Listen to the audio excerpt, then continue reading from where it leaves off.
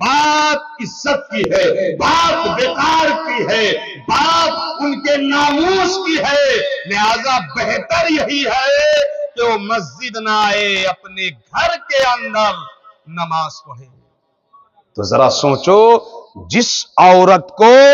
مسجد میں آنے کی اجازت نہیں ہے، تم اس عورت کو بازار بھیج دیتے ہو، وہ بھی بے پردہ۔ تم اس عورت کو ہوٹل میں بھیج دیتے ہو، وہ بھی بے پردہ۔ تم اس عورت کو اسکوٹی چلانے دے دیتے ہو، وہ بھی بے پردہ۔ حضرات، آج بے پردگی اتنی بڑھتی چلی جا رہی ہے، اتنی بڑھتی چلی جا رہی ہے کہ ایک جوان بیٹی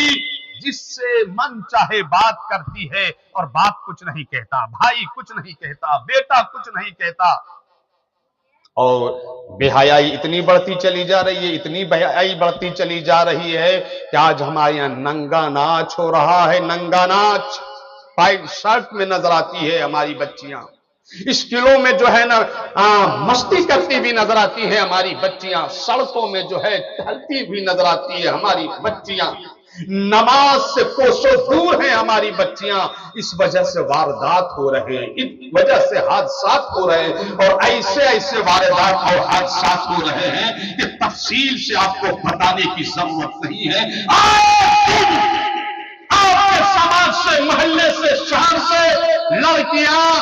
دوسروں کے ساتھ بھاگ رہی ہے، فلاں کی بیٹی فلاں کے ساتھ بھاگ گئی، فلاں کی بہن فلاں کے ساتھ بھاگ گئی، اور صرف فلاں کی بہن فلاں کے ساتھ نہیں بھاگ گئی، اب تو آپ نے اتنی آزادی دے دی ہے اپنی بچیوں کو، ان کے ہاتھ میں موبائل دے دیا ہے، انہیں بے پردہ گھومنے کی اجازت دے دی ہے، دن رات میں جس سے چاہے بات کرے آپ نے چھوٹ دے دی ہے۔ تو اس کا نتیجہ یہ ہے کہ فلاں سے نہیں بھاگ رہی ہے، اب وہ کافر کے ساتھ بھی بھاگ رہی ہے، مشرک کے ساتھ بھی بھاگ رہی ہے، ارے جماعت کے ساتھ بھاگ رہی ہے۔ اب سوچو ذرا کیا ہاتھ چلا گیا ہے ہمارا سماج، سوچو کہاں چلے گئے ہو آپ اور ہم۔ ہمارے خاندان، گھر، محلہ، شہر کی بچیوں کی عزت محفوظ نہیں ہے، وہ جب چاہتی ہے جس کے ساتھ بھاگ جاتی ہے۔ تم سے اس کا بھی سوال میدان محشر میں ہوگا کہ ہم نے تمہیں باپ بنایا تھا، ہم نے تمہیں بھائی بنایا تھا، ہم نے تمہیں شوہر بنایا تھا، ہم نے تمہیں حاکم بنایا تھا،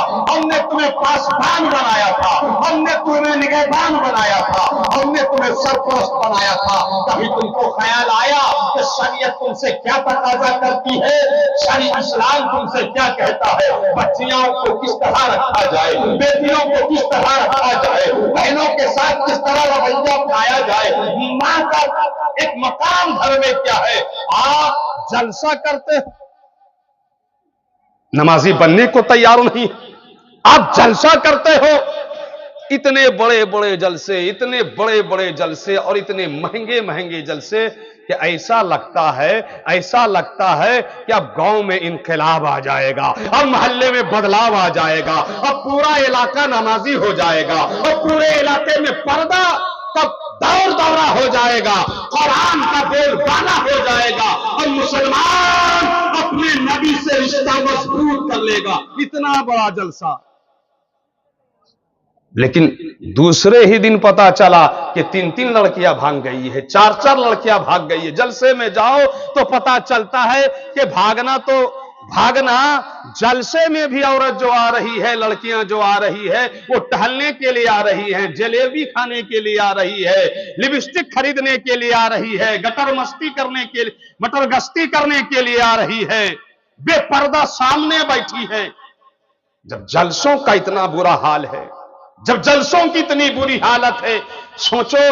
کہ پھر آپ کے ہاں جو میلے لگتے ہوں گے اس کا کیا حال ہوگا، آپ کے ہاں جو ٹھیلے لگتے ہوں گے اس کا کیا حال ہوتا ہوگا، آپ کے ہاں جو ڈی جے بجتے ہوں گے اس کا کیا حال ہوگا۔ مسلمانوں، قیمتی جلسہ کرانا کامیابی نہیں ہے،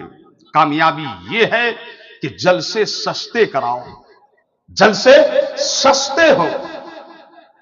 آدھی رات کے جلسے ہو، ایک مقرر 2 مقرر آئے، صرف ایک نعت خواں آئے بس، لیکن